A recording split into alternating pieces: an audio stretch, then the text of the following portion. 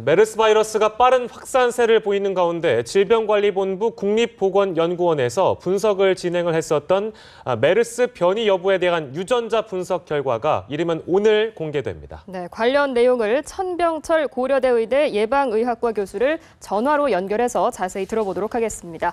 네, 안녕하십니까? 네, 안녕하십니까. 천병철입니다. 네, 오래 기다리셔서 죄송하다는 말씀 먼저 드리고요. 아닙니다. 괜찮습니다. 예, 그 바이러스 변이 여부가 오늘 이르면 이제 오늘쯤에 공개된다고 하는데 쉽게 저희가 단언할 수는 없겠습니다만 어떻게 예상을 하십니까? 거기에 대해서는 어느 누구도 어떻게 예상할 수는 없을 것 같습니다. 다만 이제 워낙 바이러스들이 변이가 잘 이루어지긴 합니다만 메르스 같은 경우에는 아직 전파나 아니면은 치사율 혹은 공기맥의 감염과 관련된 어떤 결정적인 변이가 보고된 적은 없습니다. 그러나 모든 가능성을 열어놓고 그에 따라서 이제 방역의 방향을 결정할 필요는 있다고 봅니다. 예.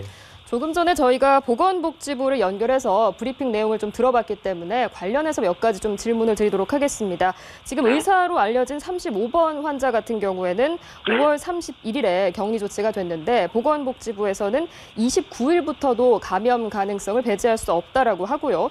또 35번과 관련된 14번 환자 같은 경우는 대중교통을 이동하는 중에 밀접 접촉자가 있을 수 있기 때문에 추적할 방침이라고 하거든요. 지금까지는 의료기관 내에 국한된 감염이었는데 이렇게 되면은 지역사회로까지 전파될 가능성 배제할 수 없는 거 아닌가요?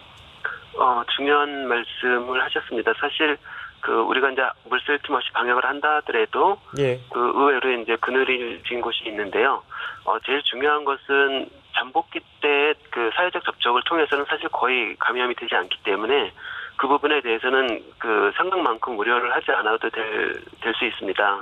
다만 이제 증상이 있는 사람이 혼자서 대중교통을 타고 이동하거나 하는 경우에는 적어도 그 사람하고 밀접하게 앞뒤로 탄 사람이나 아니면 이제 대화를 나눈 사람에 있어서는 밀접 접촉자로 분류가 돼서 이제 관리가 될 필요가 있는 거죠.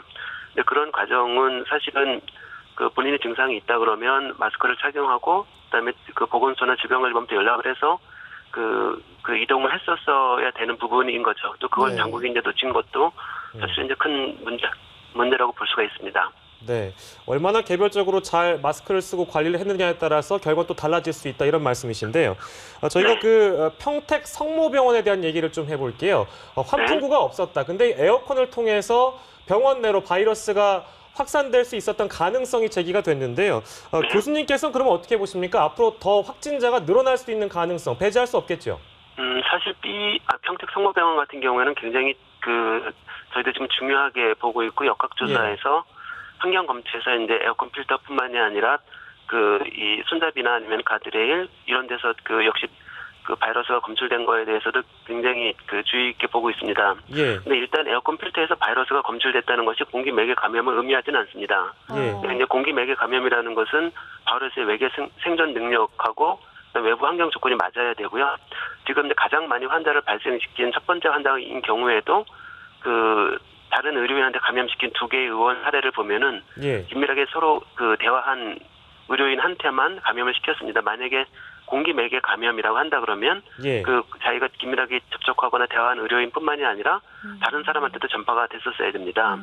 지금 평택 성모병원 같은 경우에 왜 그렇게 집중적으로 많은 환자가 발생했는가에 대해서 일단 기본적으로 사실은 병원이 가지고 있는 이제 독특한 병실 내 환기 문제가 있었다고 생각이 들고 그다음에 이제 두 번째는 이 병실 내 병실하고 병동 전체의 이 병원 감염 관리가 제대로 되지 않았을 가능성이 높습니다. 왜냐하면 얘가 제대로 됐다 그러면은 환경 검체에서 즉 다시 말해서 손잡이라든가 아니면은 이제 바닥이나 이런 데서 검체가 잘 추출이 되지 않아야 하거든요. 그런데 이제 그런 데를 통해서 손과 손으로 혹은 이제 환자의 린넨이나 아니면 환자가 사용했던 어떤 물건이나 의료기기를 통해서 접촉해서 병동에 있는 다른 사람한테 전파됐을 가능성이 충분히 있었다는 것을 얘기하는 거죠. 그것은 병원 감염 관리 문제입니다.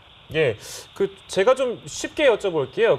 손잡이나 손잡이 같은 경우나 화장실 가드레일 이런 부분들은 충분히 접촉 감염을 통해서 이루어질 수 있다고는 생각이 드는데요. 이게 지금 에어컨에 대한 가능성을 저희가 좀 열어놨잖아요. 네. 근데 에어컨을 통해서 뭔가 확산될 수 있다. 이거는 공기를 통한 전염에 대해서 우려하시는 분들이 많을 것 같아서 그 부분만 다시 한번 정리해 주세요. 네.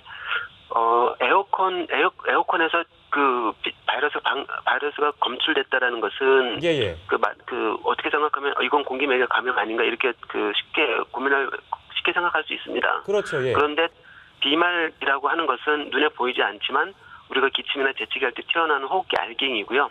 예. 얘는 바로 가라앉는 것이 아니라 서서히 가라앉기 때문에 에어컨에서 공기를 흡입하고 내뿜는 상황에서 필터를 통과하는데 필터에 충분히 걸릴 수 있는 거죠. 그러니까 환자가 기침을 하면 선생님 죄송한데요. 그러니까 환자가 기침을 하면 이게 에어컨으로 들어가서 에어컨을 따라서 이게 돌 수 있다는 말씀이신가요?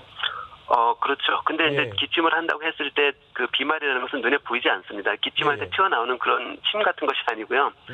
그 눈에 보이지 않는 작은 알갱이고 그 스스로도 이제 2m 이상까지는 뛰어가지만은 만약에 지금 그 병동 같은 경우에는 다른 배기 흡그 기구가 없고 만약에 에어컨을 통해서 서큘레이션 됐다고 한다 그러면 그 비말도 붙을 수가 있는 거죠. 그리고 이제 사실은 그걸 통해서 이제 우리가 만약에 이제 그 에어컨을 통해서 이제 전파됐을 경우에는 사실은 이제 병원의 공조 시스템이 있습니다. 병실마다 이 환기 즉 흡기하고 배기를 할 수 있는 그런 공조 시스템들이 있는데요.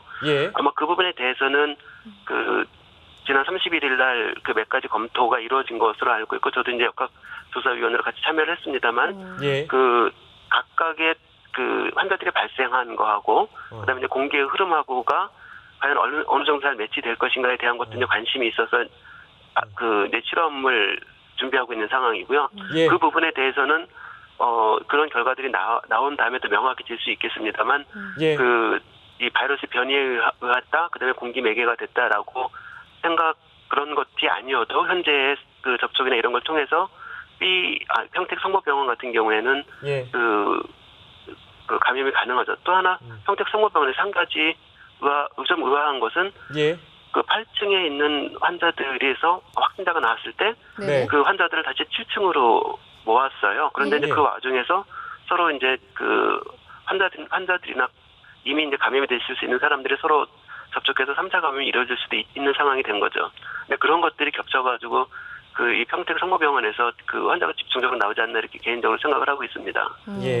그 에어컨과 관련해서는 에어컨을 통해서 확산했을 수는 있겠지만 여전히 공기를 통해서가 아니라 비말을 통해서 전파되는 가능성이 있다. 이 부분을 짚어주셨고요. 그 메르스 바이러스의 생존력에 대해서 잠시 좀 짚고 넘어가도록 하겠습니다. 이게 발원지인 중동과 한국의 환경이 다르기 때문에 온도나 습도에 어떤 영향을 받는지 궁금하거든요. 또 오늘 비도 내렸고 앞으로 장마철도 올 거기 때문에 어떤 영향을 미칠 것이라고 전망해 볼 수 있을까요? 대부분의 호흡기 바이러스들이 계절성을 갖습니다. 계절성을 갖는 게 이제 주위의 기온하고 기습의 영향을 많이 받는다는 거고요. 대표적으로 인플루엔자도 그렇고 메르스도 그렇고 이제 특정 계절에 많이 유행을 하죠. 메르스 같은 경우에도 사우디아라비아 같은 경우에는 사우디아라비아에 3, 4, 5월에 많이 증가를 했었고요. 우리나라 같은 경우는 이제 처음 왔기 때문에 계절에 어떤 영향을 받을지는 알 수 없습니다만 실험실적으로는 메르스 바이러스는 적어도 이제 상대 습도가 낮을수록 안정하다고 돼 있죠. 즉 상대 습도가 낮을수록 외계 생존 능력이 높다라는 것인데요. 그것은 다시 얘기하면은 어쩌면 이제 지금처럼 오늘처럼 비가 내려서 상대 습도가 증가하면 우리가 실험실에서 이 결과를 바로 환경에 적용시킬 수는 없겠습니다만 그래도 습도가 높아지는 것이 이 메르스 바이러스의 생존에는 불리하게 작용하기 때문에 우리한테는 더 좋은 방향이 아닐까 이렇게 생각을 합니다. 요즘에 대중교통을 타면요, 선생님, 마스크를 쓴 분들이 이제 눈에 많이 보입니다. 근데 마스크가 품절이 됐다고 하는데요. 실제로 마스크를 쓰면 확실히 도움이 되는 건 맞습니까? 일단 N95 마스크 같은 경우에는 이제 의료인 같은 경우는 반드시 써야 하는 거고요. 본인이 만약에 기침이나 이런 증상이 있거나 아니면은 관련된 사람을 만나면서 증상이 나타나거나 이러면은 N95 마스크를 착용하는 것이 좋습니다. 근데 요즘에 보니까 N95 마스크가 품절이라고 하는데 일반인이 현재 상태에서는 굳이 N95 마스크를 쓰지 않고 일반적으로 구입할 수 있는 의료용 혹은 외과용 마스크 혹은 수술용 마스크라고 부르는 그 부직포로 되어 있는 마스크 정도를 써도 그 일상생활에서는 문제가 없다고 생각합니다. 왜냐하면 이 부직포로 되어 있는 그 외과용 마스크 같은 경우는 원래는 이제 그 칩 타액이나 아니면 혈액이 튀지 않도록 만들어지긴 했습니다만 그 병원에서 그 마스크를 사용했을 때 인플루엔자 같은 호흡기 바이러스의 감염을 줄인다는 보고가 있거든요. 그러니까 그것은 특히 이제 많은 사람을 맞는 직업을 가지고 있는 사람이나 밀폐된 장소에서 많은 사람이 모이는 곳을 가는 경우나 이런 경우에는 본인의 건강을 위해서 착용하는 것이 좋다고 생각합니다. 이것은 메르스뿐만이 아니라 사실은 인플루엔자가 유행할 때나 아니면 호흡기 바이러스가 유행할 때 그런 습관을 들이는 것은 좋다고 생각합니다. 네, 마스크를 착용하는 습관이 예방에 도움이 된다 이런 정보를 주셨고요.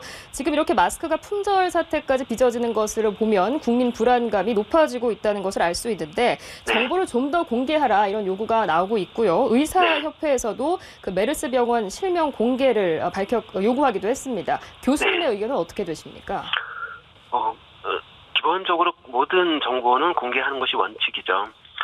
다만 이제 아마 지금 관계 부처에서 병원 이름을 공식적으로 다 공개하지 못하는 것은 그런 나름대로 또 이유가 있을 거라고 생각합니다. 가장 이제 중요한 이유는 아마도 그런 식으로 병원을 공개하기 시작하고 병원이 늘어나기 시작하면 메르스를 보는 병원들이 메르스 환자나 메르스가 의심되는 환자들을 보는 병원들이 그런 환자를 안 보려고 할 것이다라는 그런 걱정을 하고 있는 것 같습니다.